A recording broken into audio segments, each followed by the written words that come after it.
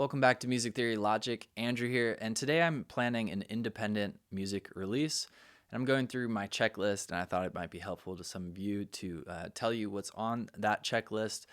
This is pretty consistent if you are releasing the song or album with a record label.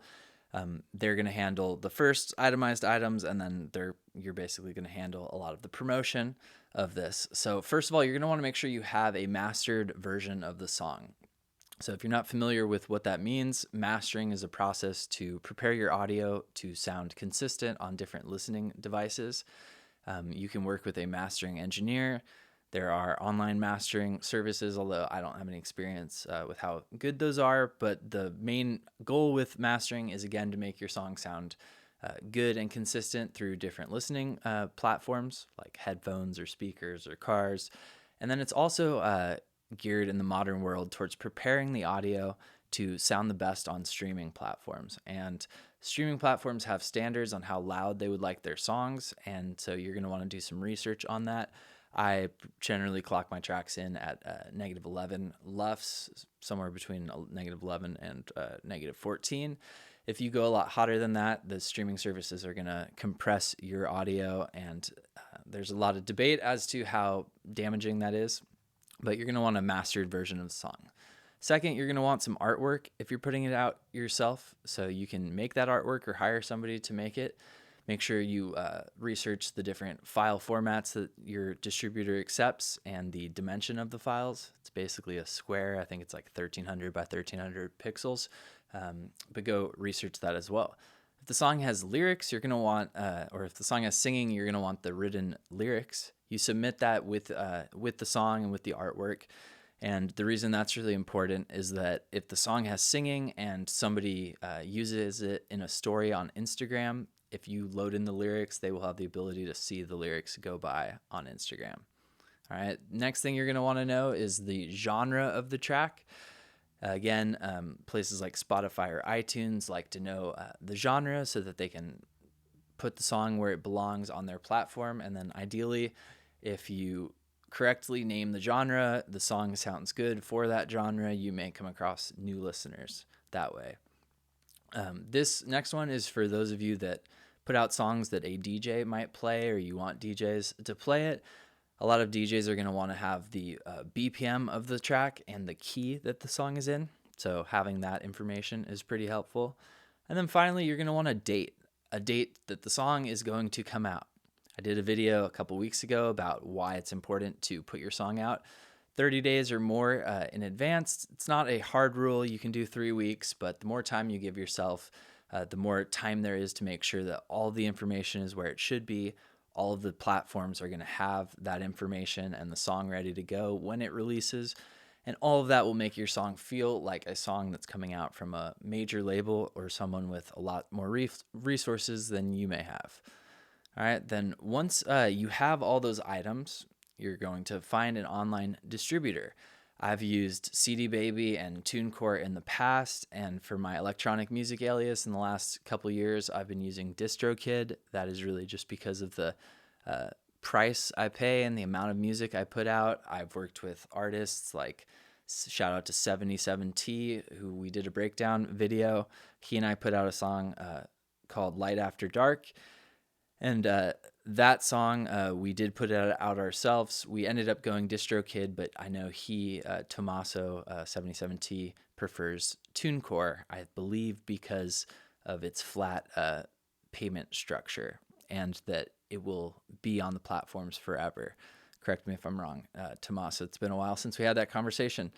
All right, so then once you upload all that stuff, your distributor is going to give you a pre-save link, like one of those. You probably know what I'm talking about. It's like iTunes or Spotify. You can post it on social media, and you'll see artists say, "Hey, my song is coming out, July 30th. Hit the pre-save link now so that you hear the song initially." That's helpful because you're feeding the beast of the algorithms ahead of time, and the more people you can get to pre-save the track, the more likely that service is going to say, wait a second, lots of people like this song, and we're going to get behind it even more. All right. Once you have the song date that it's going to come out and you've taken care of getting the distributor all the info, Next thing that is a lot of times overlooked, but is super helpful, is to create a private link for your song. So you can use a SoundCloud account or you can use Dropbox to create private links. The reason a private link is so important is that you can send those private links to people and they can hear the music right now and knowing when it's going to come out. This is something you're going to use for promotion. So sending it to, maybe you have some friends who are influencers or have some sort of contacts themselves. You'd send it there. Let's say you're using Submit Hub to send the song to blogs and influencers on Submit Hub, or websites that talk about music. You can use a private link to upload that.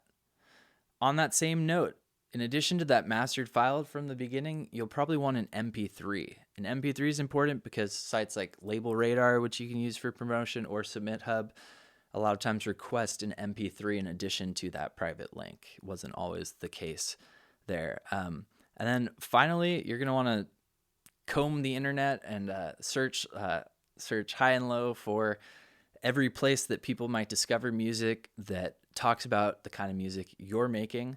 This is something that the publicity arm of a record label, if we're working with a major, would do. But doing it independently, we have to do all that stuff ourselves. On a side note, even if we were working with a major or working with a record label, it is expected of the artist to do their work promoting the song, and ultimately you're going to want to promote it because you're proud of it and it came out and you want people to hear it. And finally, when you are promoting the song, it's really important to try to avoid bot playlists. So anything that says like, hey, give me $100 and I'll get you 1,000 streams, I would avoid that at all costs. The only service that I think has validity to paying for is Playlist Push. Submit Hub, you can also pay for submission credits, so you can submit more songs. Playlist Push, I believe, is the most legitimate service I've ever worked with. I worked with them on Forget the Money, ironically, one of my releases, and The Future Is Yours. And they're great. They're very, very expensive, and I think perhaps not worth it. I think you could get a lot more done on your own. And in closing, I'm going to leave you with the argument for why doing this all yourself is not the worst idea in the world. You can look to an artist like Russ from the hip hop world who will show you that if you do make it to the upper level of artistry and lots of people are listening to your music, you are going to make exponentially more money if you own your masters and own the rights to your music. I think there's a lot of labels out there that are really YouTube channels that will sign your track, and all they do is put like an MP4 video, like a static video or maybe an equalizer video on YouTube, and they don't do any promotion. And you want to really avoid those unless it's some sort of giant YouTube channel where you know it's worth just them uploading it on their channel.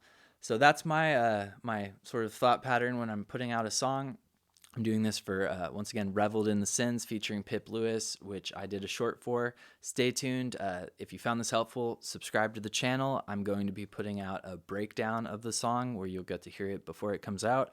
And I'll show you all the sounds I built for it, the vocal processing I did on Pip Lewis's awesome vocals. Go check out her music if you haven't before. And if you have any questions, leave them in the comments. Thanks for hanging out.